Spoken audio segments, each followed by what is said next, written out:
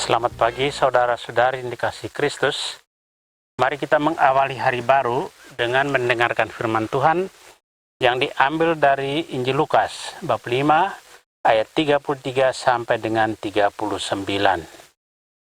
Tuhan bersamamu.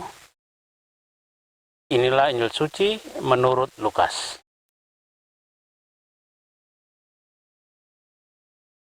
Sekali peristiwa, orang-orang Farisi dan ahli Taurat berkata kepada Yesus, "Murid-murid Yohanes sering berpuasa dan sembahyang. Demikian pula murid-murid orang Farisi. Tetapi murid-muridmu makan dan minum." Yesus menjawab, "Dapatkah sahabat mempelai disuruh berpuasa selagi mempelai itu bersama mereka? Tetapi akan ada waktunya mempelai diambil dari mereka, pada waktu itulah mereka akan berpuasa." Yesus mengatakan juga satu perumpamaan kepada mereka. Tiada seorang pun mengoyakkan secari kain dari baju yang baru untuk ditambalkan pada baju yang tua. Sebab jika demikian, yang baru itu pun akan koyak. Apalagi kain penambal yang dikoyakkan dari baju yang baru tidak akan cocok pada baju yang tua. Demikian juga, tiada seorang pun mengisikan anggur baru ke dalam kantong kulit yang tua.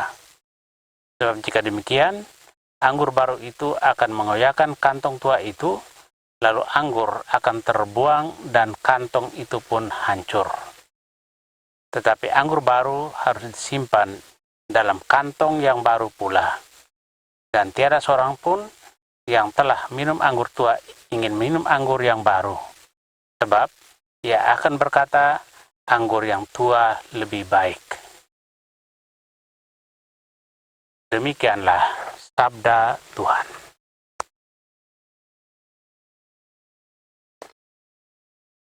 Saudara-saudari yang dikasihi Kristus, tema yang akan kita renungkan hari ini adalah diselamatkan bukan karena melakukan hukum. Tuhan Yesus menggunakan perumpamaan tentang para sahabat pengantin yang menunda puasa mereka selama pengantin itu ada bersama mereka. Pesta perkawinan adalah saat untuk bergembira dan tidak boleh dirusak oleh hal-hal lain. Orang-orang Farisi memprotes para pengikut Yesus yang seolah-olah mengabaikan aturan tentang puasa. Padahal, menurut Yesus, soal puasa itu adalah soal pemilihan waktu. Ketika ia sebagai pengantin tidak bersama-sama mereka lagi, maka puasa itu akan dijalankan. Orang Farisi membandingkan murid-murid Yesus dengan murid-murid Yohanes Pembaptis. Tuhan Yesus membela murid-muridnya. Tidak seorang pun mengoyakkan secari kain dari baju yang baru untuk menambalkannya pada baju yang tua. Jika demikian, yang baru itu juga akan koyak. Kain dan baju merupakan simbol-simbol yang digunakan Yesus untuk menggambarkan peraturan dan zaman. Peraturan yang lama tidak selamanya baik diterapkan dari zaman ke zaman. Maka akan lebih bijaksana apabila setiap peraturan disesuaikan dengan zamannya. Ajaran Yesus meminta perubahan diri kita terdalam, bukan tampak luar saja.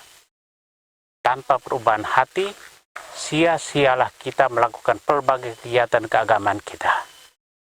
Tuhan melihat hati dan motivasi kita. Roh Kudus akan mengubah hati kita jika kita memintanya. Saudara yang terkasih, kita diselamatkan bukan karena melakukan hukum-hukum, tapi oleh firman kepada Yesus. Berpuasa harus dilaksanakan dengan hati yang tulus, bukan karena terpaksa, sehingga dengan demikian hati kita pun diubah menjadi rendah hati seperti Yesus.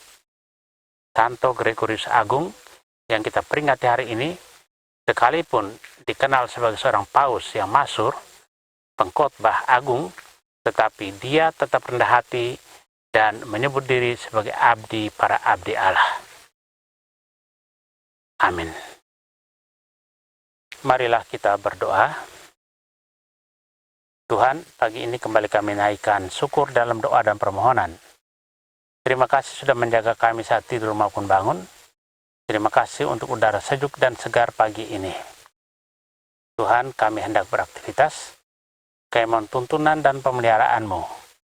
Jauhkanlah kami dari yang jahat dan berilah kami kekuatan dan kesehatan. Ajarlah kami untuk saling mengasihi dan mengampuni. Kami serahkan hari ini ke dalam tangan-Mu. Kristus terang dunia, berkatilah keluarga-keluarga kami, jadikanlah kami alat kasih-Mu dan pantaskanlah kami menjadi hamba-Mu yang setia. Amin. Tuhan bersamamu. Semoga keluarga kita, orang-orang yang terkasih dan doakan, seluruh aktivitas kita hari ini dilindungi, dibimbing, dan diberkati oleh Allah yang Maha Kuasa, Bapa dan Putra dan Roh Kudus. Amin.